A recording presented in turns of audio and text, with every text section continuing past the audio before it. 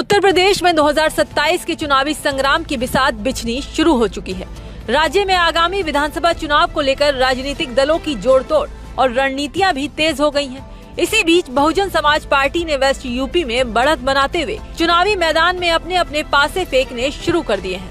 जी हां, मायावती ने चुनावी तैयारियों में बाकी दलों से बाजी मारते हुए मेरठ की चर्चित सरधना विधानसभा सीट से अपने उम्मीदवार का ऐलान कर विरोधियों को भी चौंका दिया है।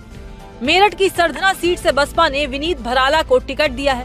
बुधवार को वलीदपुर में आयोजित एक भव्य सभा के दौरान बसपा के मंडलीय प्रभारी विक्रम जाटव ने मंच से विनीत भराला को सरधना से बसपा का प्रत्याशी घोषित किया। विनीत भराला जाट समाज से आते हैं और कुछ समय पहले ही समाजवादी पार्टी का दामन छोड़कर बसपा में शामिल हुए थे। वहीं मंच पर पूर्व मंत्री याकूब कुरैशी के बेटे इमरान कुरैशी की मौजूदगी ने भी राजनीतिक गलियारों में बड़ा संदेश दिया है। इधर प्रत्याशी घोषित होते ही विनीत भराला ने दावा किया कि उन्हें समाज के हर वर्ग का भरपूर समर्थन मिलेगा और वो सभी को साथ लेकर चुनाव मैदान में उतरेंगे।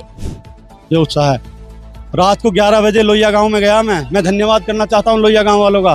रात को 11 बजे गया, रात को 11 बजे सड़कों पर खड़े थे, इतना तगड़ा प्रोग्राम करा और ये कहा कि 1 रुपया खर्च करने की जरूरत नहीं है, पैसे भी देंगे, चुनाव लड़ाएंगे। लालच वाले लोग नहीं है कोई भी। विनीत भराला ने इस दौरान सपा के अतुल प्रधान को भी खुला चैलेंज दिया। साथ ही आरोप लगाया कि सरधना के विधायक से मुस्लिम समाज नाराज है। सब अपना अपना दावा करेंगे। मैं बताता हूँ, मेरे साथ 36 बिरादरी के लोग जुड़े हुए हैं। मेरा परिवार ऐसा परिवार है कि हमने सब हर आदमी के सुख दुख में रहते हैं। मुझे 36 बिरादरी में से वोट मिलेगी। कोई जाति ऐसी नहीं होगी 24 से लेकर और हर बिरादरी में। मुझे ठाकुर समाज में से वोट मिलेंगी, मुझे गुर्जर समाज में से वोट मिलेगी, मुझे मुस्लिम समाज में से। फिलहाल सरधना सीट पर समाजवादी पार्टी के दिग्गज नेता अतुल प्रधान का कब्जा है। 2022 के चुनाव में अतुल प्रधान ने बीजेपी के फायर ब्रांड नेता संगीत सोम को हराकर ये सीट जीती थी।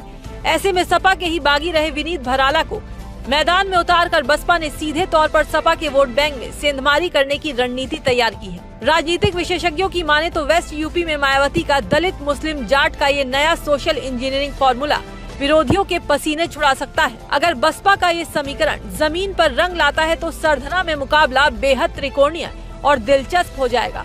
हालांकि इस ऐलान के बाद सपा और बीजेपी खेमे में फिलहाल सन्नाटा है, लेकिन अंदर खाने रणनीति बदलने की कवायद शुरू हो चुकी है। तो एक तरफ जहां अतुल प्रधान का इलाके में अपना मजबूत जनाधार है, वहीं बसपा के इस दांव से सरधना सीट वेस्ट यूपी की सबसे हॉट और चर्चित सीट बन चुकी है। अब देखना होगा कि 2027 में सरधना की जनता किस पर अपना भरोसा जताती है।